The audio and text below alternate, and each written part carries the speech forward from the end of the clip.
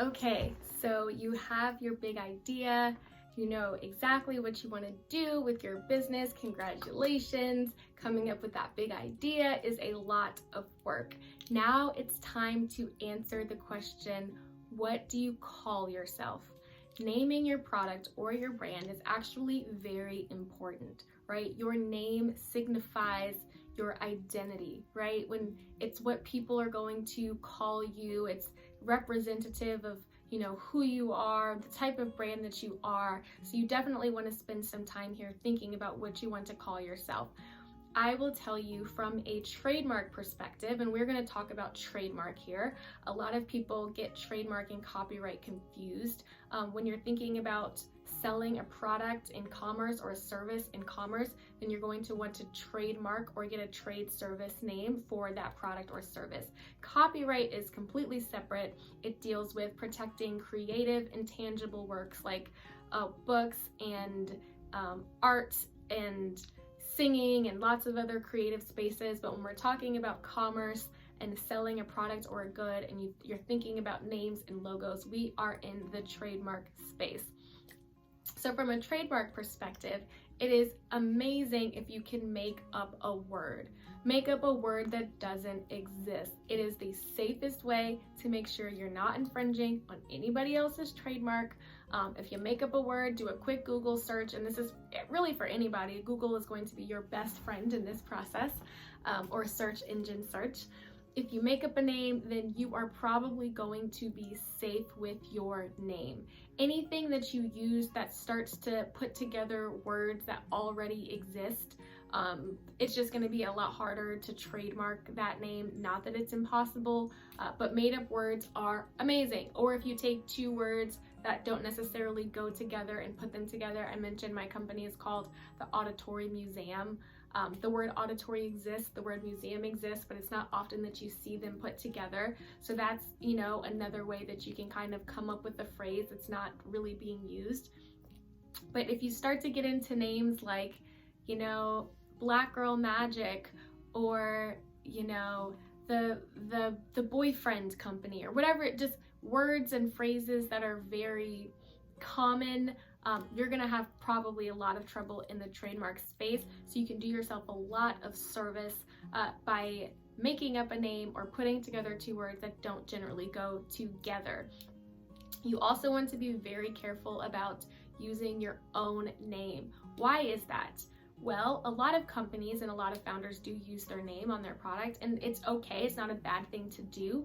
But if you do end up growing your company and selling it later, you could be potentially selling the rights to somebody else to use your name, meaning you wouldn't be able to use your own name in a lot of different capacities. You could try to hold on to those rights when you sell the company, but that's going to be really, really hard to do. So, if you are going to use your name, just keep in mind that that is a risk. If you sell your company, later on, you could be potentially selling the rights to your own name. Or maybe there's like a nickname that you'd be okay selling, but it's definitely something that you want to consider, and a lot of people don't think about. It's happened to a lot of different celebrities that have had to sell their own name, and you don't want it to be something that happens to you. So once you have your, name, whether it's something that you made up or put together, or if you want to be brave enough to try to use, phrases and words that are pretty common, the first step, I would say, number one, absolutely first step, is to just put it in a Google search. See what comes up, right? Before we even get to trademarking. Because if there is another company who has the exact same name doing something similarly that you do, just from a very common sense perspective, it probably doesn't make sense. Like, why even put yourself in the position to do something similarly to someone that has this exact same name as what you're trying to do, right? You want to find a way to differentiate yourself and your company, and using someone else's name, not a great way to go.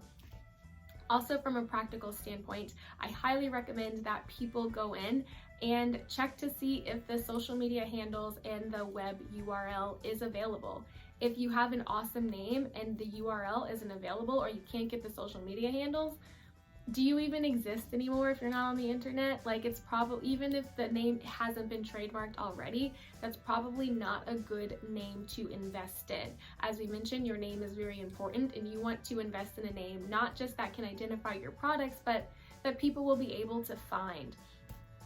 So if you do, get that far and you finally have a name where you Google searched it, you don't really see anything in the vicinity of what you do, and you feel like you can get all the social handles, and it might be really smart to go ahead and just get those right away, even before you buy the trademark. It's free to sign up for Instagram or Twitter or whatever, so grab the social handles. Buying the URL, you can do that pretty cheaply with a lot of different websites. It might also be a great way to do that. You can use Namecheap, you can use GoDaddy. If you quickly, Google, again, like buying a URL, a few different options will come up, and they're all priced pretty competitively. Nothing too important, so I highly suggest that people buy that username right away as well. Why? Also, because if someone else is thinking about using the name, even if they haven't, moved forward with trademarking or whatever, and you're not ready to get to the trademark period, if that URL is not available, they're much less likely to use the name in the same way that I'm telling you not to choose a name where the URL is taken. So buying up a URL is actually a great way to secure a name. It's not foolproof, but it is a great place to start. So once you have all of those things together, you can decide whether or not you want to trademark your name and or logo. So trademarking a name and trademarking a logo are two different things. You can register the name or you can register the logo, which is like the look and the feel. It might have a combination of words and pictures. You're probably going to at some point want to register both. But again, you don't have to register both at the beginning. For most people, it makes sense to at least make sure you're registering the name itself so that no one else can use the name regardless of what the logo looks like, and logos can change if necessary anyway.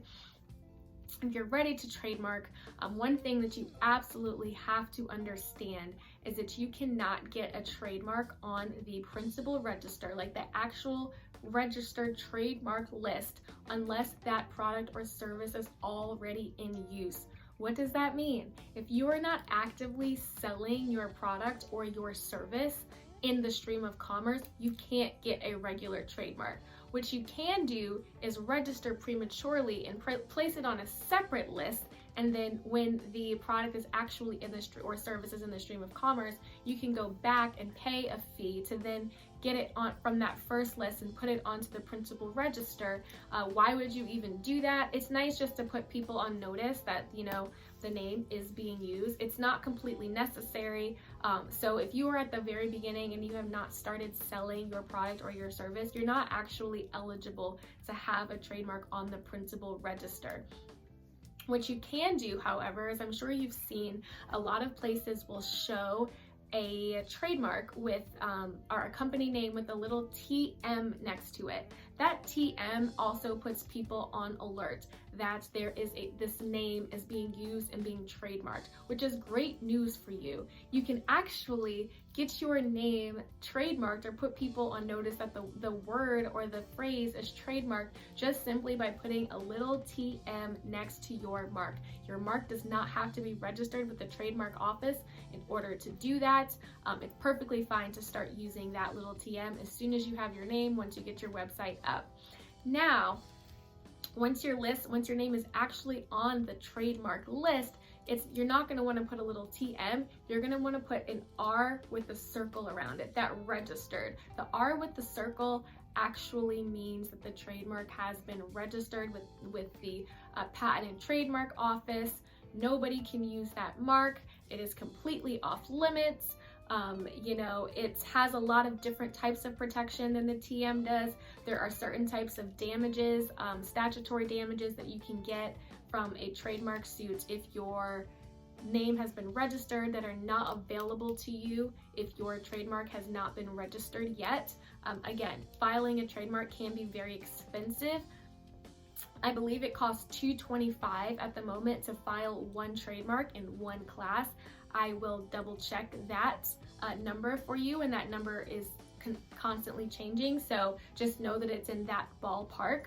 So it is not a cheap thing to do. And then if you're asking a trademark attorney to register that trademark for you, attorneys can charge anywhere from $300 to $1,000 to register that mark. So again, this is not a cheap process. So you definitely want to make sure you know what you're doing and why you're doing it before you do it. So when I say $225 for one class, what that means is you can file a trademark for lots of different types of products and services. And every time you add a different type of product or service or a class, it costs more money. So for example, let's say I wanted to start a company called Fluffy Pillow, which I'm sure already exists somewhere. I don't know. I could trademark that name for, pillows, and I might have an issue. The Copyright Office actually would have probably an issue with that name because Fluffy Pillow is descriptive. What does descriptive mean? Well, great that you asked. If you were coming up with a name for a product or service that just describes what the product or service is, like Fluffy Pillow is for in the class of fluffy pillows, the office will probably be like, you know what? We can't allow you to trademark that because we still want to give people language to be able to talk about products. And if every time someone goes to say fluffy pillow, they can't say it because you've trademarked it, that's going to be a problem. So anytime you have a name that's descriptive of your service or your good, it's probably not going to work. Now, counterintuitively, if I was trying to trademark something like a lamp and I wanted to call it Fluffy Pillow doesn't describe the lamp in any way, shape, or form. So I might be able to do that. So I haven't actually searched that mark, but if the mark was available in the class where you have lamps listed, then I could potentially file a trademark for Fluffy Pillow.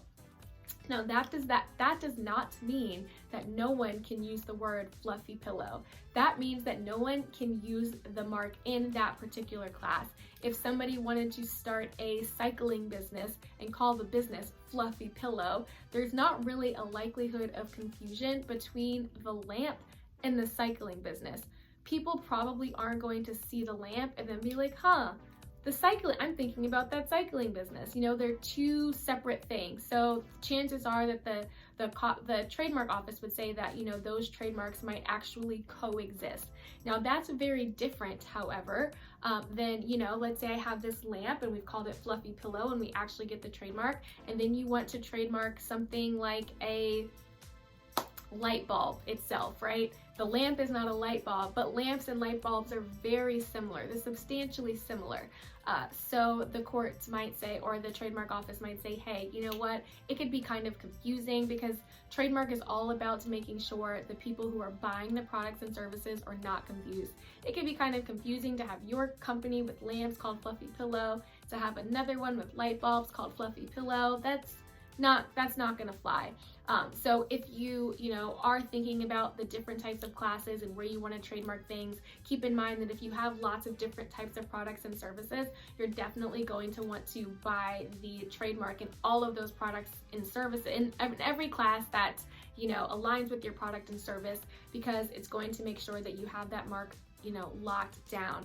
I will include a list of places or a link down below where you can see exactly where you can get the list of different classes, trademark classes. Again, you can hire an attorney to do all of this, but you don't have to. A lot of people don't know that you can actually do this stuff yourself, and it seems a little complex, but I'm explaining it to you, breaking it down, and it can save you a lot of money if you do a lot of this stuff yourself. So I will include a link below which kind of shows you or outlines the different classes that you can actually register a trademark. Where are you registering this trademark? Also glad you asked. You're registering with the U.S. Patent and Trademark Office, and I will also make sure I include a link to that office. The registration itself can be a little bit frustrating if you're new to the platform, just like with any new platform, but it is very user-friendly in that there's not a lot of outside language that you have to understand in order to do it. So I'm going to in my next video just specifically walk you through how to use that website. if you are somebody that wants to do this for yourself. If you don't want to do this for yourself, then this is great background knowledge for you to have, and you can skip the next video. But I do feel like, especially if you are, starting a small business and you don't have a lot of funds in the bank, this is definitely an area where you can cut costs, and I want to empower you to be able to do this stuff yourself. Before we end this session, I also want to make sure we talk about names that are substantially similar to one another. So let's go back to, Fluffy Pillow, right? Let's say I decide to, come up with another company because I really liked Fluffy Pillow and it's not my trademark, but I want to do something similar, but I'm not going to do it exactly the same. So I call it like, I don't know, Fluffy Pillow, or I call it Soft Pillow, or something very similar to Fluffy Pillow. And when I say similar, it can either be, the name kind of looks the same when you write it out, or it sounds the same phonetically, or you're using the same words in a different order: pillow, fluffy, fluffy pillow. Anything that you could find similar phonetically or visually about the name, the Patent and Trademark Office is going to shut that down. No names that are substantially similar, which is why it's really important to, in addition to kind of, looking up your name in the Patent and Trademark Office to make sure that no one has actually registered that particular name, you also kind of want to play around with similar words or phrases to make sure there's nothing substantially similar to your mark. And that will keep you from having the office come back and be like, hey, you actually can't register this. Thanks for paying. Thanks for the registration, but you're gonna have to change something because it's too similar to something that exists. And again, at a certain point, you have independent examiners who are looking at these marks, and you never actually really know whether they're going to say your mark is similar to another mark, but you can do a lot of your own research at the beginning to limit the possibility of having to, respond to a rejection. So again, you don't want to have a name that's substantially similar. You want to make sure you're looking in the right classes, that your name is available in any particular class, and that you're buying up classes if you plan to sell products in different categories. If you are strapped for cash, like many people are, I say, and it is, you are already selling your product, you're in the stream of commerce, you have your website, and you feel like it's time to trademark, I suggest at least buying your trademark in one class, even if you're selling in multiple, because again, if that word is being used at all, it will at least deter people from using the mark in general if they know that the name is being used, especially if they see your company and they see that you're doing something similar to what they're doing. And at the very least, no one will be able to enjoin or stop you from using the mark because it is registered. So even if you can't afford to, buy the trademark in every class, I highly recommend that if you are in a space where you're selling your product and it's time to start protecting your IP, because protecting your IP is important, that you at least purchase a trademark in one class. Another thing that I want to mention, and I will cover a little bit more in depth in the next video, is that you want to make sure when you're looking at these trademarks and you've done the search that the trademark or the name is live. If in order for a mark to be continued to be used, it has to remain live, and we'll talk a little bit about what that means. But if next to the mark it says dead, then you're fine to probably use that mark or to apply for the mark. If the mark is dead, that means nobody is using it, you are in the clear. If the mark is live, it's a different story. So when you're doing that, in addition to paying attention to the classes and looking for similar names, you definitely want to make sure that the marks you're looking at, whether or not they are dead or alive. And again, in the next video, I will do kind of like an in-depth showing you of how to register a trademark on the website. You can walk through it with me. If this is something you want to skip because you want to hire an attorney, completely understand. If you got the means, do you, boo. If not, I got you. So let's keep going.